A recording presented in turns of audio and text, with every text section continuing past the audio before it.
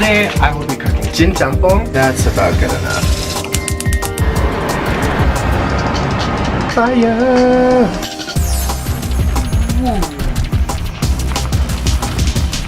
Definitely try it out and let me know how you like it.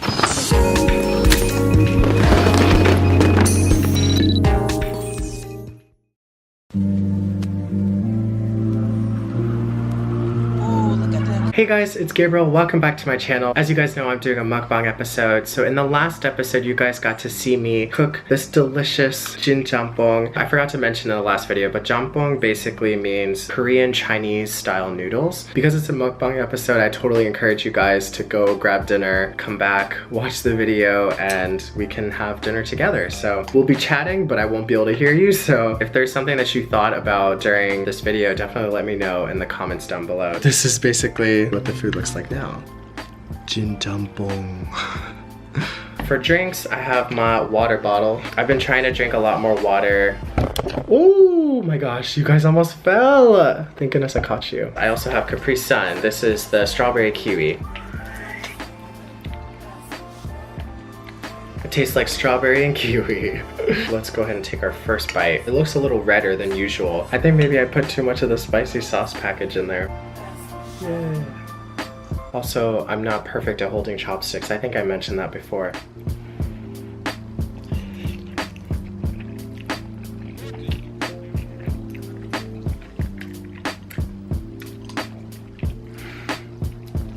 It's good. It's a little mushy today. I'm not really sure why. Maybe, did I overcook it? I don't know. But it tastes good though. I think maybe my tolerance for spicy things, as soon as I said that, I'm like dying. My tolerance for spicy things has definitely gone up because when I first tried this, I only put like maybe a pack and a half of the spicy sauce, and even that was like way too much, and now it's like I almost put in all of both packages, so it's getting better.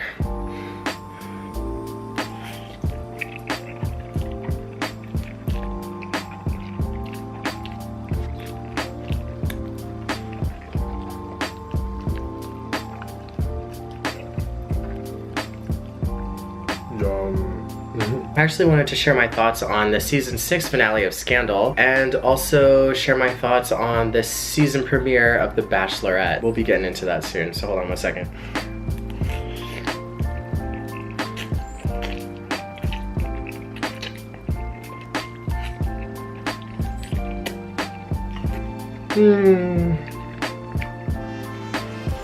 Actually, it's been a while since I've had Jin Jjamppong, so it's very refreshing actually. To be honest, I'm liking it more spicy. Like, this is actually really good. Egg.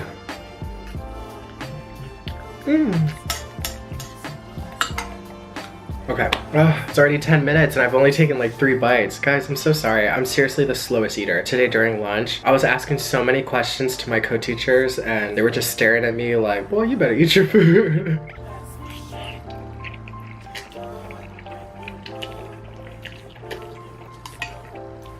Scandal season 6 finale aired last week. I thought this season was fantastic. I'm about to be all nerdy about this and get into like details and stuff. Hopefully you guys like Scandal, but also if you're not caught up, obviously you may want to turn this off because I'm gonna be talking about stuff that happened. For me, season 5 of Scandal was a little bit of a miss because towards the end of season 4, Olivia put her father in jail and seemingly, you know, one-upped him and kind of conquered the whole thing, and it ended so happily. I was like, this feels like the end of the series. Like, shouldn't this be the ending where she beats the bad monster and she gets her man? Like, she showed up in the White House and apparently that scene was added at the last minute. Shonda Rhimes and everyone had completely locked the episode, and for the first time ever, Shonda went back in and re-edited the ending for that season. Get a little burpees. Basically, Olivia meets with Fitz at the White House. He's like, so what do we do now? She's like, whatever we want. And seemingly it just seems like a really happy ending. So it left me feeling kind of weird. But going into season 5, I thought, you know, the beginning was really interesting because Olivia was living in the White House, sort of. Their relationship was getting back on. It was being heated. I want to say the second episode of season 5, the media was like, are you the president's mistress? And she's like, yes. That was a big deal. And I was like, wow, like this, why? Why do you keep doing that? That was kind of a turning point for the show because everything was sort of out in the open. I thought that it was going to be a season where they kind of, you know, fight their way towards each other, and I was very interested in that. Characters finding their happiness is like not good for TV, and so I kind of figured something was going to happen. And of course Olivia and Fitz had this big fight and they broke up, which was actually one of my favorite seasons in the entire series. But after they broke up, it was just really strange. Olivia started wearing different colors, she was like wearing red and all that stuff, and just her character in general was like shifting and changing and becoming this much darker creature, and I appreciated it by its own truth. Like I felt like there was truth to it because of who her parents are. Olivia comes from two individuals who are both smart and malicious and aggressive. There's no way she just comes from that and she's just this person who wears the white hat and fights for justice all the time. Like that's impossible. So I get that, but the path that they are taking her though is just going so far and beyond. I feel like it makes me a little nervous because I'm like, what is the end game for her? I'm sure some of you have heard season 7 next year of Scandal will be the last, so I need to take another bite, sorry.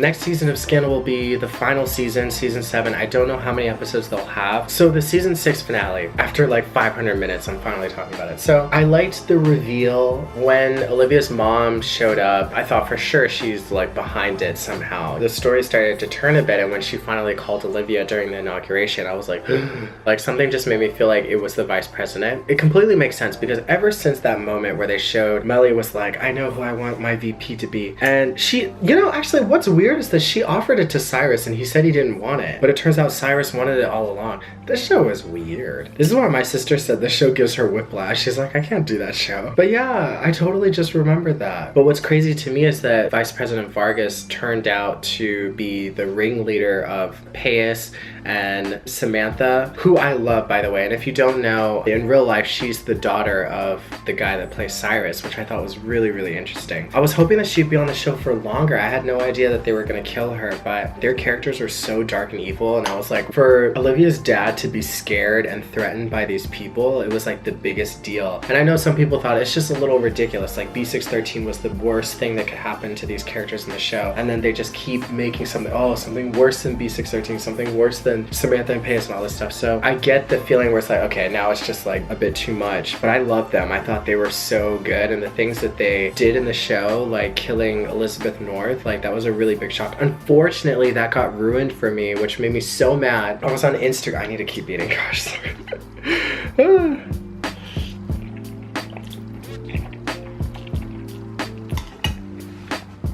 I was on Instagram. I should have known better. The actors live tweet the show. They show things all on social media, like behind the scenes stuff. I was scrolling through my Instagram. Kerry Washington posted a video. Portia de Rossi, who plays Elizabeth North, she was lying on the floor. She had like blood all over her and she was like, I'm dead. And I was like, what? I was like, no. It was still exciting to watch and see how it unfolded. I didn't know who killed her. The scene itself was just so aggressive and impactful that if I didn't know that it was coming, it would have made me feel like so much better. I would have been like, oh, like it's so juicy, right? Yeah, that was completely taken away from me. But yeah, I hear she wants to do things outside of acting.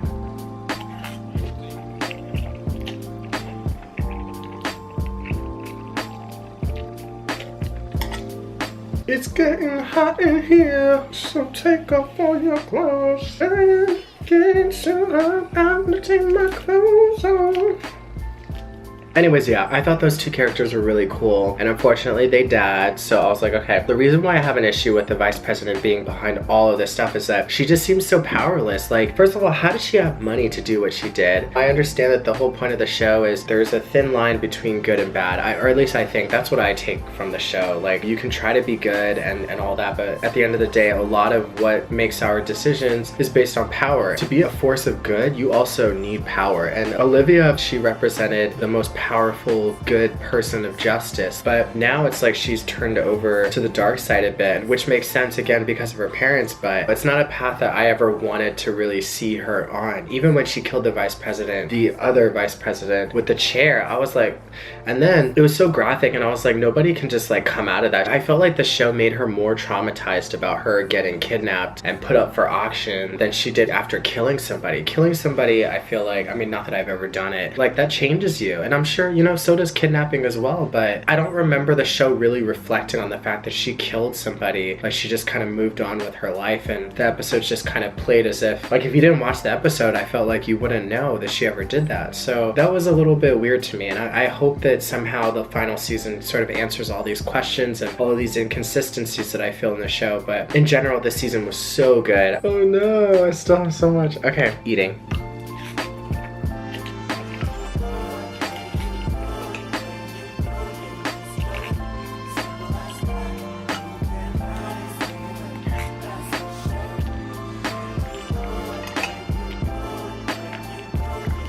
And now she's like the head of B613. I hope somehow it turns out to be like a good thing that she's doing that, but it just seems like she told Fitz not to do it just so that she can get it for herself, and it's like, you know, and then she threatened to kill her dad. And I was like, Olivia, you're doing too much. Like, why are you doing all this? I don't really know what to expect for next season. I know that Kerry Washington's excited because now she's like straight up being evil, so it's something different to play. And I feel like for the last 2 years, ever since Olivia got kidnapped, she's been kind of teeter-tottering on this line. She was helping Melly, and I want to believe that it's because Olivia believes that a woman really does deserve to be in the office and be powerful. And I hope that that wasn't just like some selfish thing for her to have the power. Cyrus revealed that he's the one that planted the seed on Vice President Vargas to kill her husband and do all that stuff, and so technically all this stuff is his fault. But Olivia just didn't really like, she wasn't really fazed, and she was just like, I'll make you vice president. And I was like, wow. The show began with the whole gladiators movement, I would say, and I need the show to end the same way. I mean, I know right now it's setting Olivia up to be like the big bad for the final season, like they have to take her down or whatever, which is interesting because I remember when Olivia gave her office to Quinn, she was like, I'm gonna be working for the White House and sometimes we're gonna be enemies and you're gonna have to take me down. So maybe that was a foreshadowing, but I need her to find her way back. I don't know how it's gonna happen. I'm sure they're gonna find some clever and brilliant way to do it. I just hope it's not brushed over. In a show about power and greed and people doing anything to get what they want, how do you come back from doing some of the most horrible things? That's the question that I hope that they answer in this last season. So Abby's been redeeming herself, and now she's like out of the White House and seemingly working for Quinn. So I think that's awesome, and I want to see Olivia have that same journey.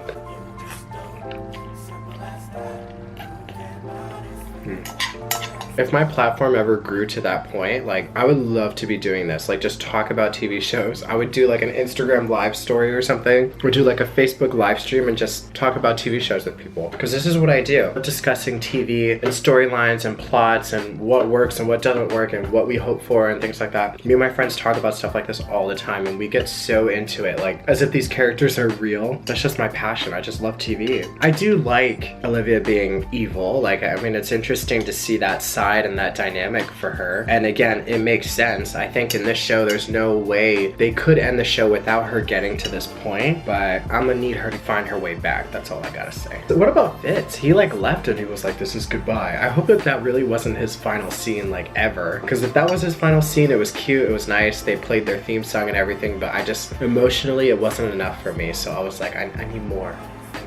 I need more. I was like a director, I was like, nope, do it again. Nope. Okay.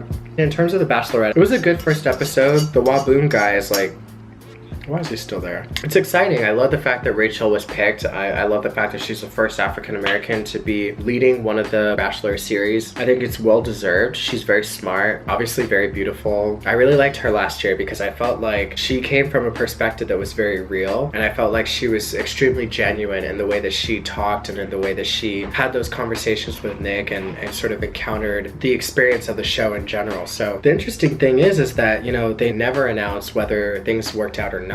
We always assume that's like a contractual thing they're not allowed to do. But in Rachel's case, she was so happy and excited, and I guess the producers were like, oh, you can tell them. She didn't say who she ended up with, but she did say that she's happily engaged, and I was like, what? If anything, it should be more exciting knowing that she does end up with someone, so it's like, okay, now we just need to figure out who it is. But it takes away from the dramatics of it. Like now every time they make it seem like, oh, I don't know if I'm gonna find somebody. Like I'm not gonna feel worried about it because I already know that she's happily engaged. The shocker would be if she's happily engaged but it's not to someone on the show, but somebody straight up asked her, are you engaged to someone on the show? And she said yes. So I was like, You're just ruining everything. Maybe she's engaged to a cameraman. Can you imagine? Yeah, all in all, I like it. I'm excited to see her journey. I don't know, I'm still learning about some of the guys. I think it's gonna take me a couple weeks. I feel good about Brian, but I feel like that's because of the way the show presented him. He got the first impression rose, he seemed the most confident, their connection seemed really good. She obviously reciprocated his feelings, so you feel really good about Brian, but maybe he's not the one. He ain't the one. Do I sound sick? Am I getting sick again? Guys, I've been filming for 30 minutes. I'm gonna try my best to cut this video down.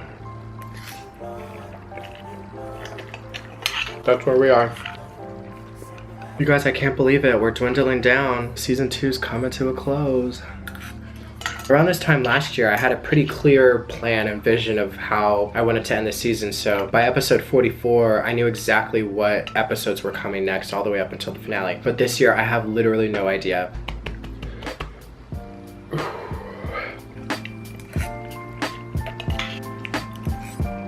Do you guys watch Attack on Titan? The second season ending theme song is stuck in my head, and that song is very crazy.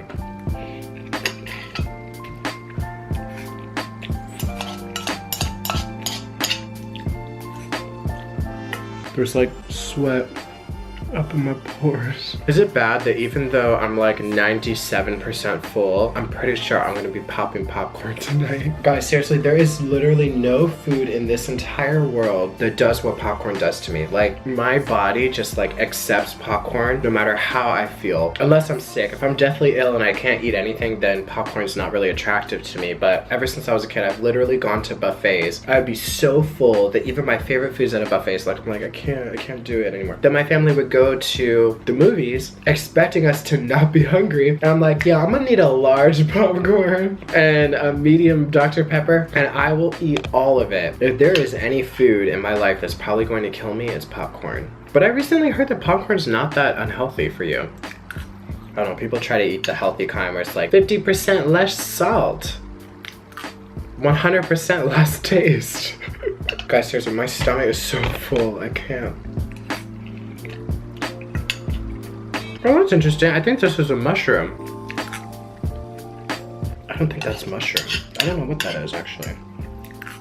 June 6th is WWDC, which is where Apple unveils its new software and stuff. I'm so excited for that. I love being a part of the beta program because even though sometimes it does mess up your phone because beta means the software is not ready to be released to the public, so it's got its problems, but it's so much fun being able to see like new features and stuff like the day they announce it, because you just get so excited. You're like, oh my gosh, I want it now. When before you used to have to wait like 3 months, and I was like, oh, don't even tell me about it. But then I'd watch the video and I'm like, you know. I'm excited to see what they do for iOS 11. It's got to be something really special, and I feel like there's maybe some clues and hints about what to expect from the new iPhone, depending on what they're doing this year for the new software. I kind of want another overhaul of the design. When they talked about releasing iOS 7, my mind was like blown away because everything was changed about it. The interface, the software, like it was so beautiful. I'm such a geek. Sometimes I still get chills when I watch the preview and sort of hear the audience in the background like clapping at the fact that in the weather app, when it's snowing, there's real snowflakes in the background, and when it's like thunderstorming, there's real thunder strikes in the background. People are like, yes, it's beautiful. I want that. Like, I want that for another iOS update. So it's a 10-year anniversary for iPhone, so I'm hoping they go all out for it.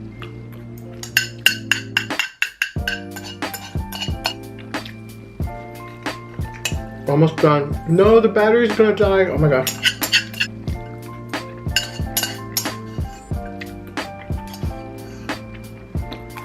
This is how I use chopsticks.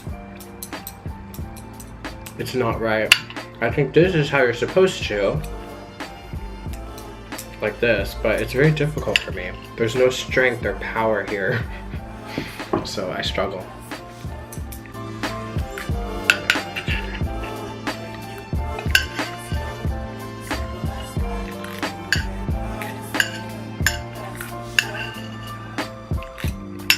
And bam, we are finished.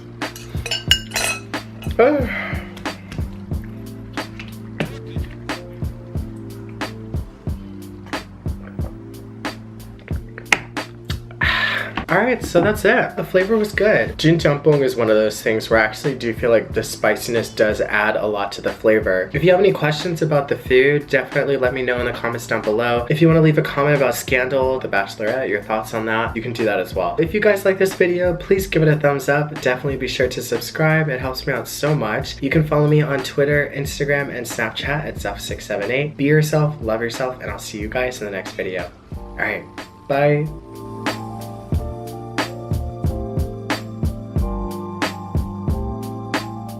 Bazinga. It is 9:37. Or as my mom likes to say, 37. 37. Okay, stop wasting time. Need to finish. It's possible. Oh my gosh. It's possible. It's possible. No. It's possible. It is possible. It's possible. It's possible. It's possible. That is so cool. Ooh. Okay. Third goes the spicy sauce. Ta-da. Squeeze it just a little bit. Usually there's not that much left over.